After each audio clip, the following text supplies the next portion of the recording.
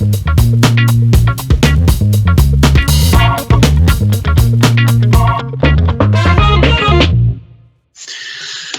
everyone, we're Squared Idea.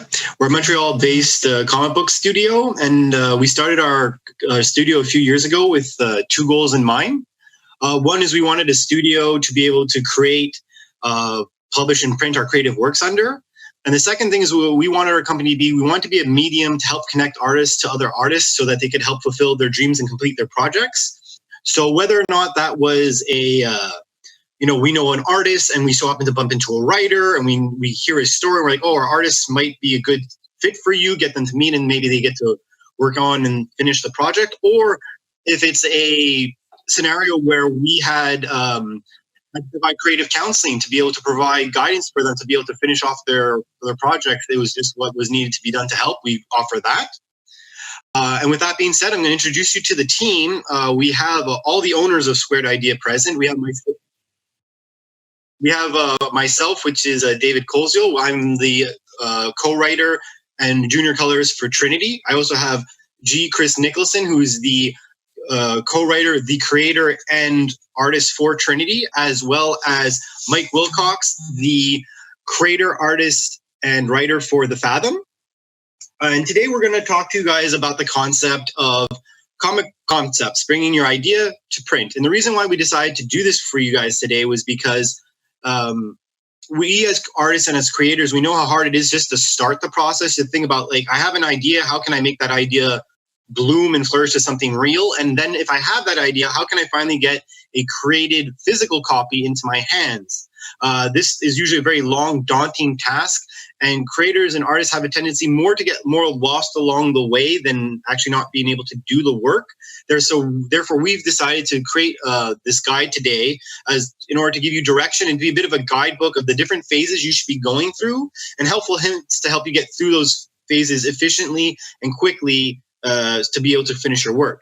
With that being said, I'm going to pass it off to Chris, who's going to actually talk about my favorite phase, the brainstorming phase. Chris? Thank you, Dave. Hi, everyone. Welcome. So, brainstorming your idea. By now, you have an idea. It could be a sentence. It could be a character. It could be pages full of information. This is the stage. This is the time to get every idea that you want to develop and explore in writing, because this is the foundation that will shape your idea into a story. So at the stage, no idea is a bad idea. Okay, you got to remember to write everything down. It is the biggest tip that we can give you. When we were planning this workshop, Dave actually quoted Ivan Sutherland saying, "It's not an idea until it is written down," and it's so true. So remember, write everything down without judgment, because if the idea can be brilliant or it can be ridiculous, write it down, because you never know where you're going to use it. You could use it for the story now. It could potentially be used in another story arc in the same story, in the same title, or it could be used in a completely different title. And obviously, where do you write these ideas down? Now, for example, Mike, he carries a notepad with him everywhere that he goes in case he does have an idea, as you can see there. Myself, I use an app on my phone. I carry my phone everywhere, most people do. So anytime that I get an idea, I jot it down. And the reason why you should always have it on you is exactly for that. Whether you're coming back from work or you're going to the gym and you get an idea, you at least have someone to write it down. Once you have a good collection of these ideas, begin molding these ideas into a structured template. Now, this eventually is going to create what we call the essentials of the story. What genre or mix of genres is your story? What is your beginning, middle, and end? What are your story arcs? Who are your characters?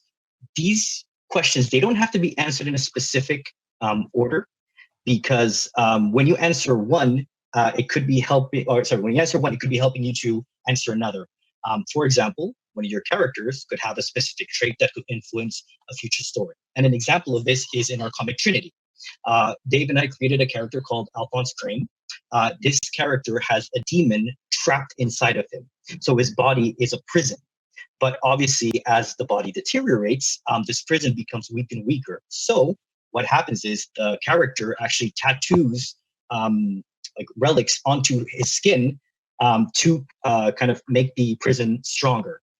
But what happens when there's no more left for tattoos? Like, what happens when he's used all of it? that created for us another story arc that we're eventually going to use in the future. So at this point, you can also start thinking about specifics for your comics. Is the comic going to be black and white, or is it going to be in color? Will you be writing this alone, or are you going to be bringing someone in with experience? Is it going to be released digitally or in print? The more questions that you ask yourself at this stage, the easier every other stage is going to be, because you're going to have a starting point. And that starting point is always going to change. If you're in the writing stage and you decide that you're going to go with the story, but you want to change it a little bit, at least you have that starting point. So that's it for the brainstorming part. Now I'm going to pass you over back to Dave, who's going to be talking about writing your idea. Thank you, Chris. And actually, right before I actually start, we got our first question from Plamena. Sorry if I said that wrong. She's asking, do you need to have full comic/graphic novel done when you pitch your idea to a publisher? We have all done our things self-published, so it would be a little difficult to answer that. However, I imagine that you know the answer to this, Chris? I can answer that. Oh, perfect. There you go. They're looking for as much information as possible. If you come in with characters, story arcs, beginning, middle, and end, how you want to do it, the more information that you bring to a publisher, the more interested they're going to be. So that's why have as much as you can possible to bring to a publisher, because if you just come in with a few little notes, they're not even going to look at your work. So make sure you come in prepared with as much stuff. It doesn't have to be the graphic novel written page by page itself. If you have storyboard, if you have some concept art, if you have pictures, they know that you have an idea, that you have a structured idea. Hope that answers your question. To also quickly add to that, at one point we were applying for a bursary from Robert Kirkman, and the parameters surrounding that as well was the demand was about 5 complete chapters, so that they know that it's not temporary and small. They know that you have a plan and that you know where you're going moving forward. So having an idea and having concept art, it's good, but it's like I was saying, having your main story arcs down and knowing the direction that you're going and having content to show the benefits you apply. Yeah. And but just to add on to Mike's point, that was specifically for a grant that we were going for. So we would assume that maybe publishers have similar concepts, or at least maybe you got to prove that you have an ongoing story, not just one comic issue in mind. So with that being said, I hope that answered your question. Don't worry, at the end of the presentation, we'll offer ways to contact us if you have other questions. So don't worry about that. Now I'm going to continue with what we were saying, which was Chris was saying that I'm going to talk to you guys about writing out your idea. Although that's a very vast topic, I'm going to be focusing on some important concepts and points to take into consideration when you're writing that are very important when you do write. With that being said, the first and most important thing when you start your writing is do your research before you start writing. This is really important because unless your comic book is completely independent from everything else out there, if it has no references, anything pop culture wise to other comic books or anything on the planet Earth, it's important to do research, because if you so happen to end up talking about something that's popular, the last thing you want to do is by chance say something that's against common knowledge and therefore kind of confuse your reader.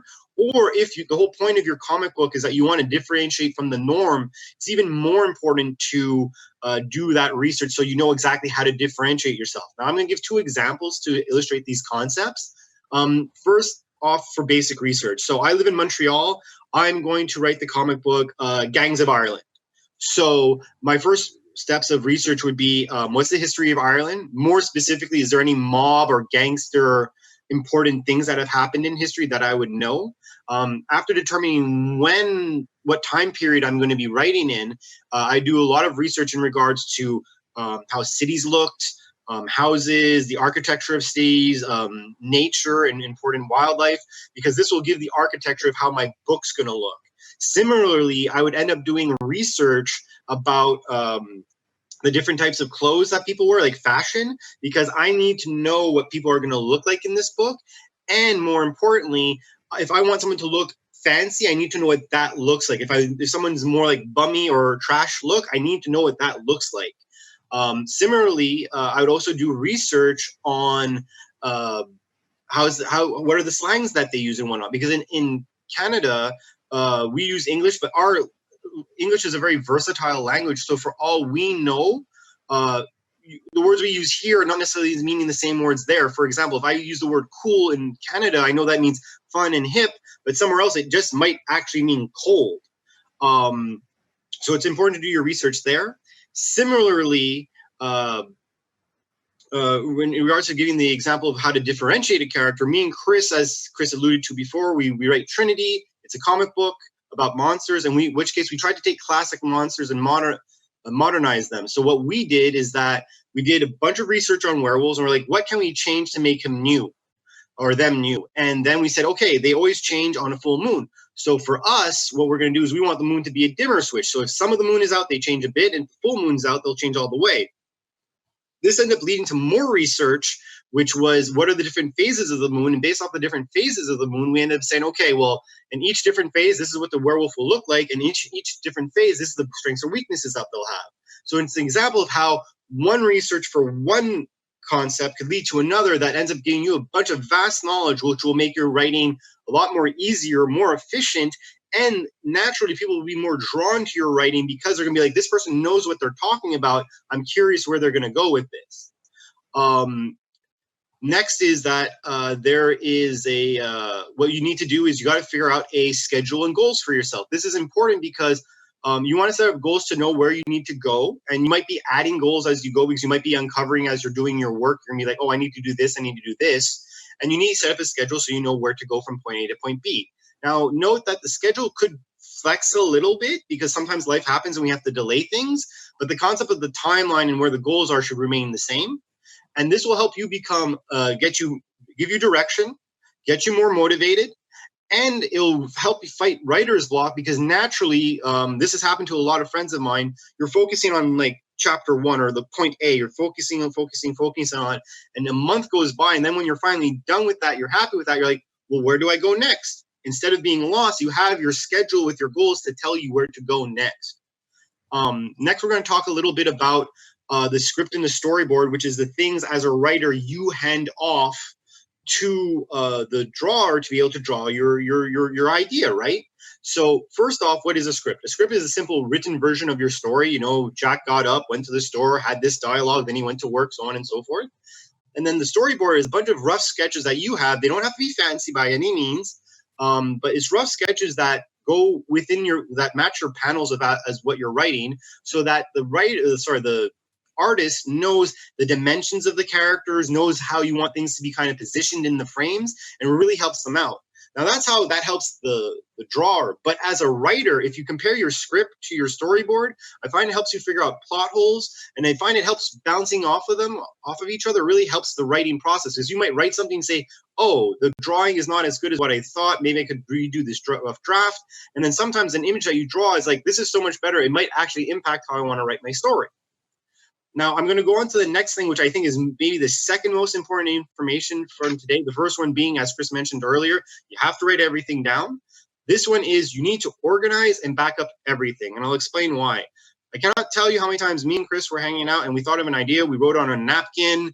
We wrote it on a loose piece of paper, on a back of a book that we rarely use, or in a random text that we sent each other. Then we have so many conversations that gets lost in all the conversations, and we just basically lose the idea. So a way to be organized is either A, you can do it through paper copies, which I'm not necessarily a fan of, but it is important to be comfortable however you want to do. So whether you have a dedicated Hilroy, or what I prefer to do is that on my laptop, or whether it be your desktop or whatever, I have a folder. It says Trinity. It says comic concepts. It has subfolders for every different thing I want to do. And then I fill in all my information in that. And that makes it very organized. And then it's very, very, very important to back that up either on a cloud or an external storage device, because the last thing you want is that your computer crashes and then you lose everything. I had a friend once that happened to. His laptop just broke by accident, and he lost 3 months worth of work. So he actually had to determine whether or not, A, do I start from scratch, or am I abandoning this project that I love? So it's important to do those backups and to do them on a frequent enough basis based off of how much work you've put in. Next, I'm going to give a kind of a two-parter advice, which is frequently leave your work and revisit it. Because the point is with a fresh mind and fresh eyes, we see new things. The reason why this is important, I'll give an example, is once me and Chris wrote 4 chapters of Trinity. We decided to leave. We came back in 2 weeks to reread it.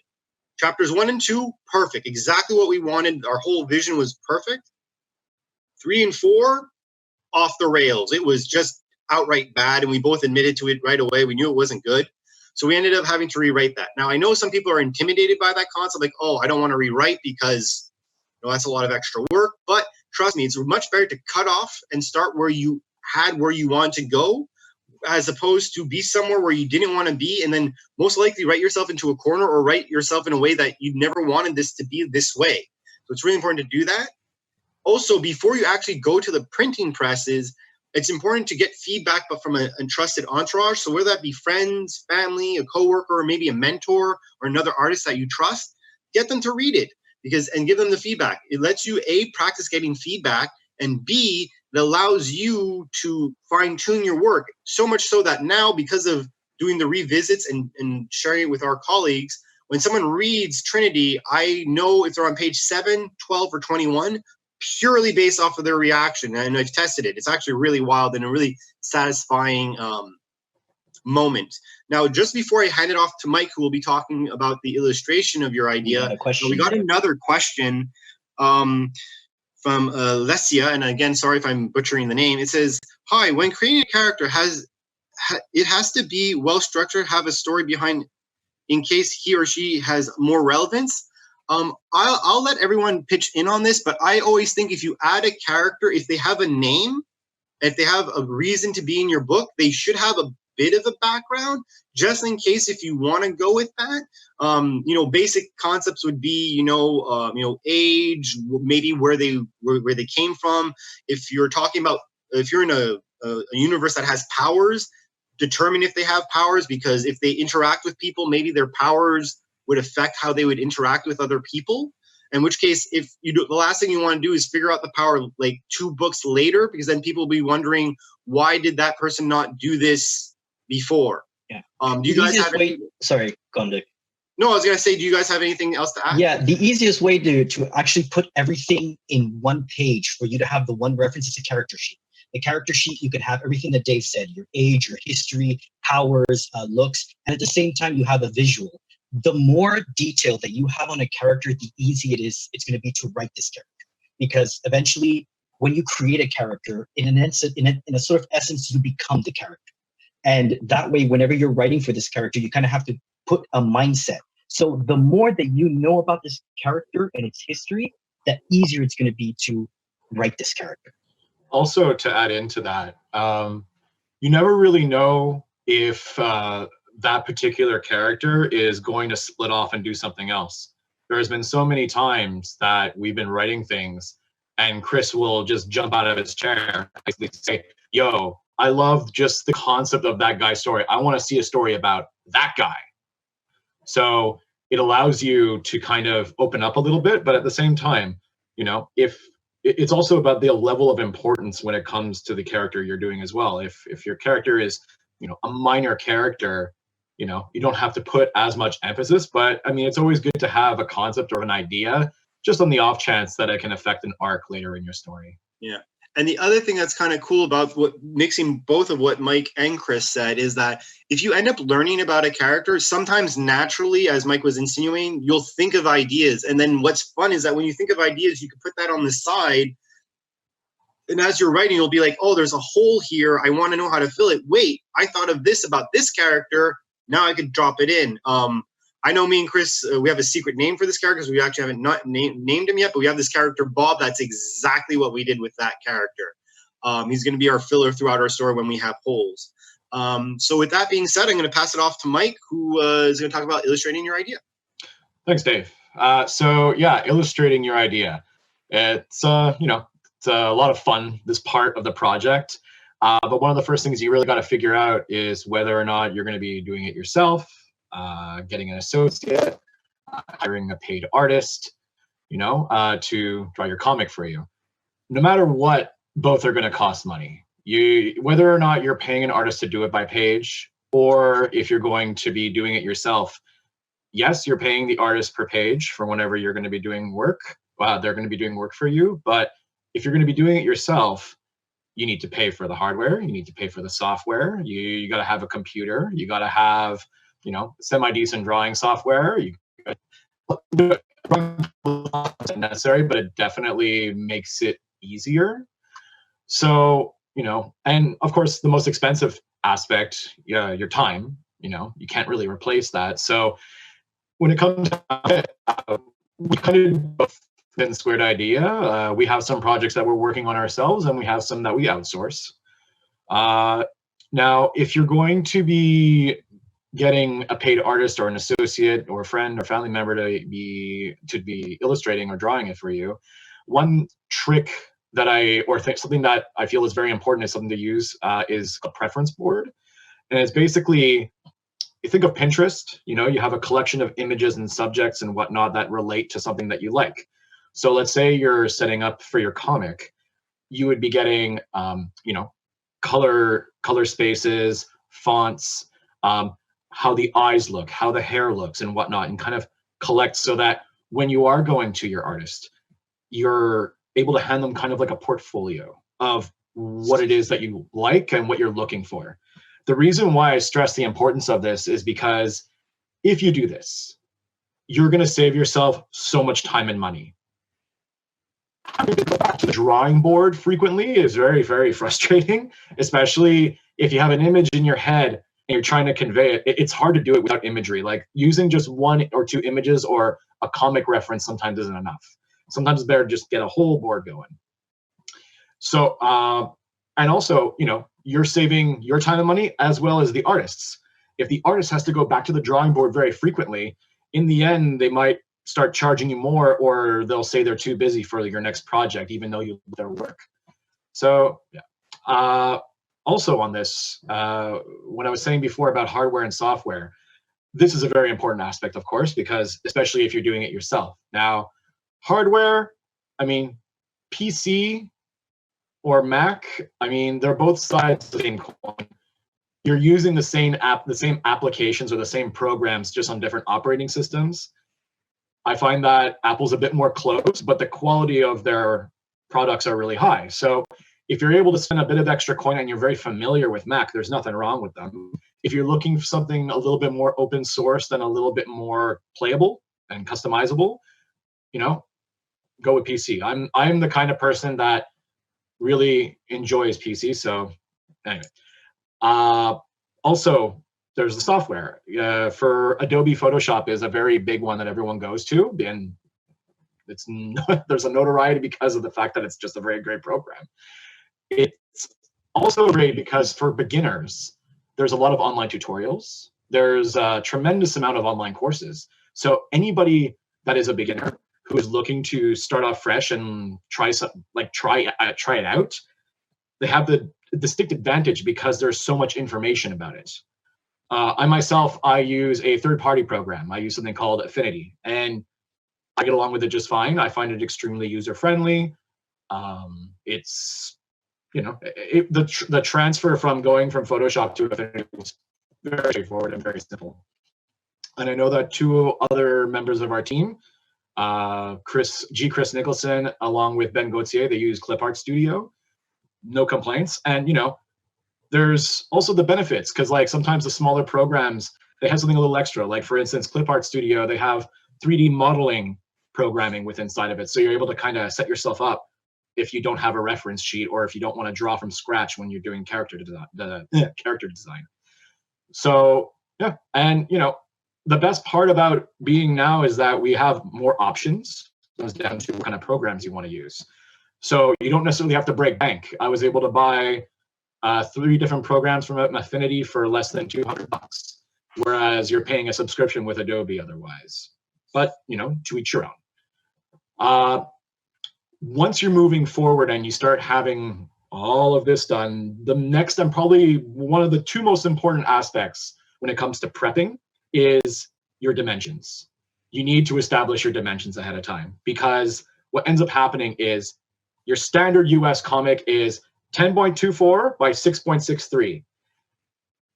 Digital artists don't, especially if you're hiring an artist to do your work for you, if they don't understand that you're prepping to print and they set you up with a standard format where it fits on a screen, you're going to have a very, very difficult time trying to adapt it and bring it to scale for putting it into a standard US comic size. So when you're shopping for an artist, or when you're going to be, reaching out to your entourage and trying to find something like for you, or if you're doing it yourself, make sure that you have your guides down, because if you don't, it's going to be a tremendous amount of work later when you try to transfer digital to physical comics. And quite honestly, us at Squared Idea, people have asked us to do that for them, and we straight out denied. Like, I saw the amount of work that was going to come with it, and I said, no, this is going to take 50 hours of my time just to adjust this. There's no way I'm doing it. So that's one thing that you can always check in, ask, your artist if they're capable of doing this. One way that you can kind of test out the waters to see if they do understand this is to start writing cuts and bleeds and margins. Now, if you mention these to them for prepping for print and they know what you're talking about, then chances are you're good. If they don't, I would suggest maybe, especially if you're looking to print your project eventually, look for somebody else who can help you out with that. Because what's going to end up happening is you're going to have one guy prepping your comic for you digitally, and then you're going to have to pay another guy or a company to adjust your comic so you can print it out. Otherwise, everything's going to be mismatched and squished and whatnot. Because what you have to do is basically adjust your boxes, you have to adjust the art, and you're going to have to change some of the effects. So in the end, it's not just a simple adjustment. You're literally adapting the entire page. For those of you who don't know what cuts, bleeds, and margins, basically a cut line is where the machine is going to actually cut the paper. And usually you would like to have a little bit of your art bleeding past the cut line. So you have a cut line and a bleed line. So if you're mentioning this and they don't know what you're talking about, like I said, you should look for somebody else, because you will waste a lot of time and money if you don't prepare yourself for this ahead of time. One last thing that I feel is extremely important is the rule of 4. So if you're setting up to print, it's not a single page, it's a folded page that's stapled in the middle. So you have left side, bottom top, right side, bottom top. So 1, 2, 3, 4. If you set up your document to print and you have 33 pages, that means that you're going to have a couple of pages that are going to be white blank, unless your print house tells you, hey, you need to fill these out, because it only goes in 4s. If you need to be 32 or 36 or 40. We make use of this with advertisement pages as a way of filling in, or fan art, or our extra art. So yeah, it's very important to take these things. Yes, Dave. Sorry to interrupt you, Mike. There, we actually got 2 questions, and I think it's actually a good time to talk about them. Sure. So one is, we got a second question from Lesia. Do you have any recommendations of a great story or art? And she actually says for each of us to answer this, if we could. I'll say the best advice I could say about a great story would be more or less try something new, or take something that's a bit known and try and make it your own. I think that's the best way to do it, because one thing that was said to me once is that we've told all the stories now, it's just a matter of telling them in a new way. So I think that's important. In regards to art style, I always find your story will tell you the art that you want. Don't get me wrong, there's some people who have been able to draw a concept and then create a whole story around a character that they just drew one day. I've been able to do that. I think some of the guys in the group have been able to do that. But I always find that once you figure out your idea, the art will come, or sometimes you'll get a piece of art that will inspire you to write, and then you'll be able to say, I want that old art, but I want to make it my own. So I don't know if you guys have anything else to add. I do. One thing that really helped me out is to offer my services to others. The reason why I say that, this is more for art more than anything. So I'm currently working on a secondary project that Babe will talk about a little bit later, but basically the art style that I use for my second project came from working on a poster that we were doing for an event company. So while we were doing that, I said, oh, wow, I actually really like how this came out. You know what? I could use this art style for this project. Holy smokes. So all this to say, if you have somebody who, is looking for designing a logo or, just a drawing of something, offer your services, offer yourself up to, create and contribute to different things, and you can surprise yourself. And it's fun to take risks and look at different things and try out different things. It's and like I was saying, especially if you're doing it yourself, there's a tremendous amount of tutorials out there. So if you really want to try out something new, all you got to really do is look it up and see how they do it. Anything, Chris? Yeah, for stories, I mean, you're gonna write what you love. So if you love stories about horror, potentially start with a horror movie, for the horror short story. If you potentially like romance, then start with romance. Write what you like. So if there's a story out there that you really like, use that as an inspiration for what you're going to write afterwards. When it comes to actually creating a story, or always think of the future. One of the things that I really like in TV shows and comics is when you see little hints of something that's coming, but it's never really answered until, let's say, volume 3, when it just explodes and everything that you've been leading up to finally gets revealed. And and then you can go back and be like, hey, did you catch this in issue 1? Did you catch this in issue 2? It's very cool for the reader to experience that. And as for art, I mean, what the guy said is pretty much on the dot. Find your style. If you're an artist, look for a style that you really like. Obviously there's a lot of styles out there, professional and amateur. Whatever really catches your eye, if you're thinking of becoming an artist, look at those styles and see how you can do it. So for example, like I like to use a lot of black. I like to use big black outlines with very monotone colors. So it very much depends on the person, but always do what you like. Yeah. And then she was asking, because she was asking also about story arcs. I can just throw it in for 2 seconds. Sorry. For the story arc aspect, the way I find myself getting inspired is I look for, like Chris was saying, look for stuff that you like, because like he was saying, if it's a subject that you really enjoy, you're going to invest more of your energy into it. If it's something that's a little bit more or less like a people pleaser, or something that you're like, oh, it's generally popular, or you kind of like it, you're not really going to invest as much effort into it. Not to mention also, if it's something that you really enjoy, you're always going to be like, you know what? I like that idea, but if they did this, which I haven't seen ever, it's gonna really get you excited about it. So, excitement plays a huge factor. Thank you, Dave. No worries. And I already have a second question before I pass it off to Chris for the next part, but I don't have the name, but his online name is 421IDK. He says, he or she says, could you recommend any specific online courses for programs you mentioned? I think I'll throw this more to Mike, I think, or Mike. Who has more? Yeah, Mike, right. Mike has more experience. Online courses. Currently right now, for the drawing programs, I think they were talking about. Well, like I said, I'm using a third-party program, so Affinity. It's relatively cheap. Last time I saw it, I think it was like $30 for something that's equipped, and it's a one-time for the Affinity version of Photoshop. And for them, they actually have a lot of guides and videos embedded within their website. So I find myself going back to that quite frequently if I get stuck on a tool, or if I get stuck on a way of going around a certain function. Like they're pretty solid in that way. I think one of the most important things when it comes down to figuring something out is to nail the terminology.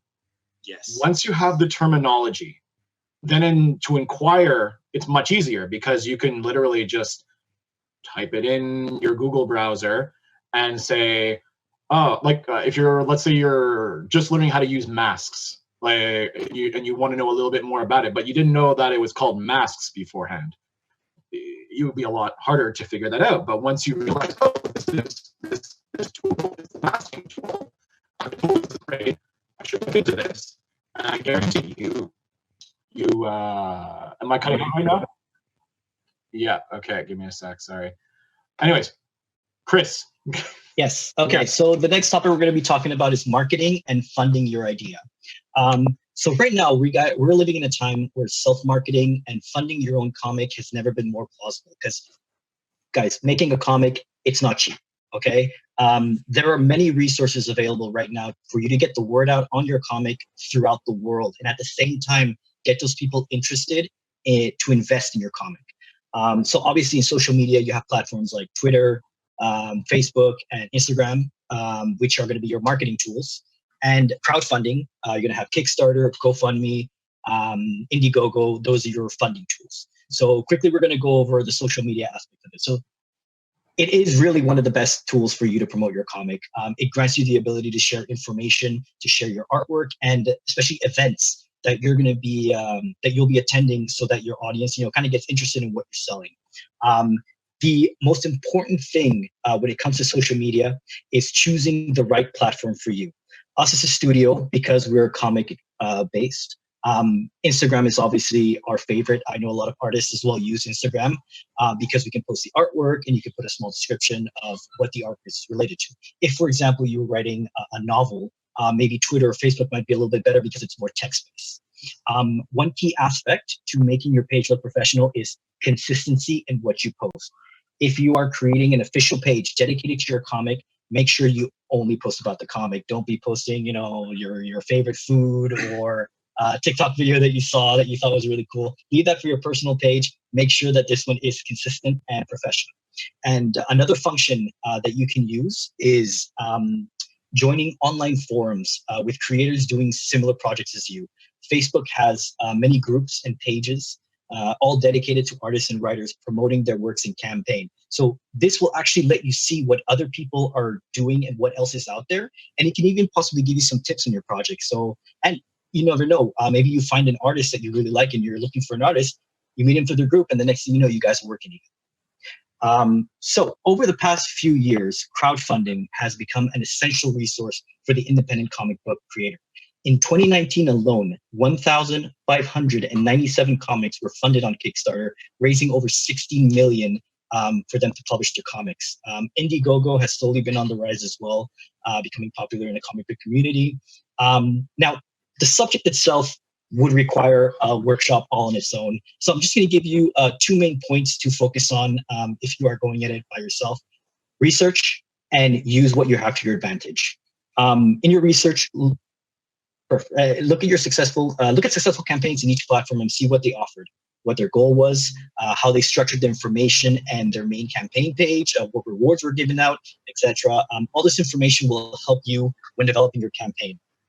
Make sure, though, that you're looking at campaigns that are similar to what you're doing. So in your parameters, you're not going to go and, if you're doing your crowdfunding for one comic, your first issue, don't go and look at a campaign that's in their issue 3, because obviously it's going to be a lot different. Maybe go look at what they did for their first issue if they did have a crowdfunding campaign. So one of the most important aspects of a successful campaign is using the tools that you have within your project. Now, these are tools that are easily accessible that you can use for your rewards, for your tiers, for the use of the look of your campaign page, or for your stretch goals. Make sure it's make sure it's resources that are easily obtainable. For example, you have your comic. As a reward, you can give it digitally or you can give it in print. The most important tool that a lot of people don't use for some reason is your artist. Your artist, commission him or her to do 2 or 3 prints, or to do a special edition cover that's only available through the campaign. At the same time, use your artist to make your page look nice. You're promoting a comic book, you're fundraising for a comic book, so make sure that you have visuals in your campaign page. So, for example, if you're dividing like the percentage of, 500 is going to go to pay the artist, 1,000 is going to go to print. Instead of writing everything down, ask your artist to create a pie chart that has the look of your comic. Little things like that really resonate with people that want to back projects, and it's just visually nice. It looks more professional. So thank you so much. We're going to pass it on to Mike, and he's going to be talking about printing your comic. Thank you very much, Chris. So yeah, printing your idea. So printing publishing.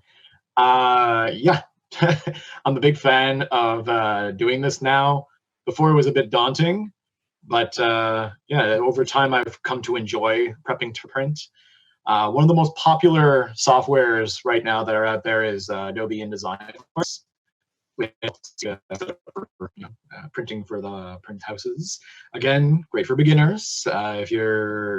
There's a number of tutorials and online courses out there. Right now, I'm doing one with Shaw Academy, and I've been, you're always learning. You're always picking up new things. That's great. Again, I use a low-budget software for this as well. It's called Affinity Publisher, and it's similar in very many ways to Adobe InDesign, but I find it a little bit more user-friendly. But I mean, that's just me. Like we were saying before, different technology and different software to go with what you're doing. So one of the things at Squared Idea that we try to do is we try to keep things kept in Quebec. Like we try to keep our business and how we get our materials and whatnot local. So saying that, one of our first print shops that we used within Quebec is a company called Impression Numériques. They're located in Quebec City. They were fantastic. Their staff is knowledgeable. They're very kind and extremely patient. Coming in as someone very green when we started doing this 4 years ago, I had a lot of questions, a lot of guidance, and they were very, very patient. They gave me all the details and they put it in the right directions, and then it was on me to kind of pick up more and more of these skills. So yeah. Also, there's a second one that we use within Montreal. They're in Vieux-Romont. It's a company called Caius Livre, but they're better known as Caius. We haven't actually printed any comics through them, but we use them more for prints and posters. I find that Caius is fantastic. If you know Montreal well, they're located in Masson strip over in Rosemont. If you go inside, they actually have a multitude of different projects that you can touch and feel as well. So you can actually look at their books, feel the pages, know what you're looking at, know what you're getting, and make a very objective decision for your own project. It really helps you to customize your project. And, if you have any questions, the people in charge, they've always sat down with me sometimes for 30 minutes just to kind of answer my questions about anything and everything. So that was really good. It was a very good experience with them so far. When it comes to posters and prints and shirts, like I said, we try to keep things as local as possible. So, if anybody is working conventions, or if you're going to be wanting to sell your product, and you got, a nice little fan base going, they're going to want a little more than the comic maybe. So what we try to do is we look for smaller companies that we use for, any extra content that we have or any extra materials that we want to have, sell. So for our buttons, we have online, not online, sorry, he's located in Montreal, Buttons by Boots. For our shirts, we use I know my speaker is being, yep. Give me a sec, sorry about that. Sorry? Oh. You're muted yourself. You're on mute. All right, sorry about that. For our shirts, we use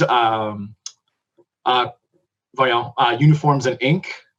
So, we try to keep things as local as possible instead of outsourcing, to the USA or overseas. Now, for a quick little tip, if you're going to be prepping to print, if you're most people who are going to be printing a project, they want to hold a physical copy in their hand before they give the stamp of approval. Now, if you're using something overseas, i.e. not located within Quebec, they're going to have to send that to you through the mail. Now, usually the first one is relatively cheap. You're paying maybe like 10, 15 bucks for a proof to be sent to you. However, if you're going to be making adaptations or changes and you need to get another proof sent to you, it can go up pretty quick. They can gouge you really, really quickly. Like at one point, I think there was somebody who I was talking to. They were actually trying to charge like $300 just for a second print to come in. Yeah, that was you guys, eh? Yeah. Yep. 333 to be exact. Yeah. So when it comes down to it, if you want to play it a bit more safe, what I would recommend is go to a commercial establishment like Bureau en Gros, get it printed out, and you can see the colors, you'll see the sizes, you'll see how the pages are set up, and you can make a better judgment call before you start sending it off to a bigger company for print.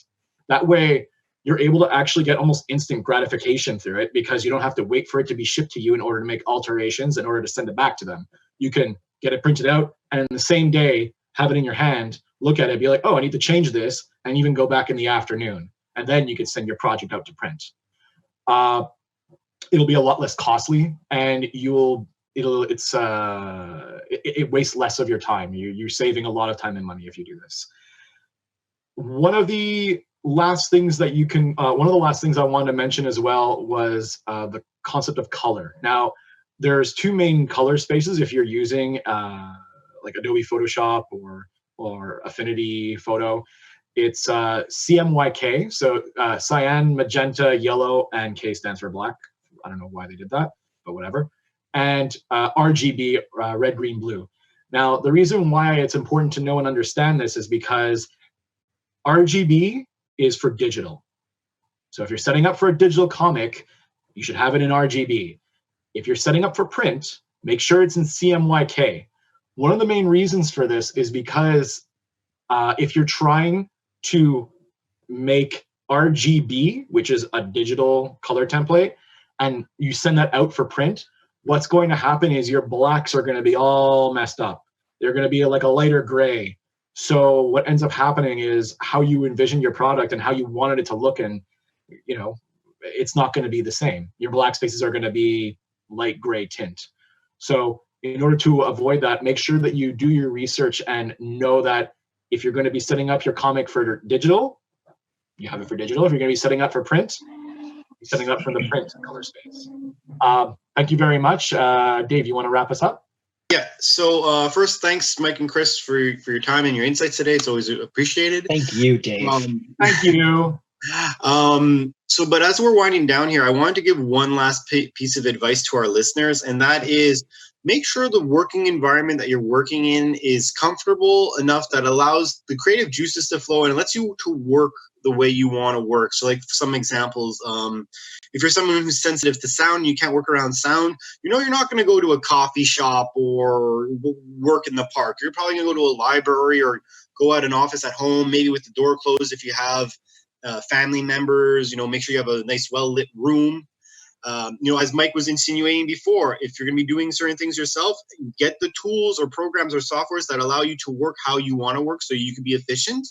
And another thing is, surround yourself with what inspires you if need be, whether that's keeping posters around of your favorite characters, comic books, playing your favorite TV show in the background as you work. I mean, even here where I'm working right now, I have a Deadpool glass beside me because it's my favorite character. So like anything that brings you around that allows you to be inspired, all these little things will help you want to go to your workspace to work, therefore creating motivation, most likely efficiency, and then again making it fun, because at the end of the day, although yes, this could be a very long task for you, the whole reason why you're doing it is because ideally you love it and you want to enjoy it. So make it an environment that you can enjoy your work in.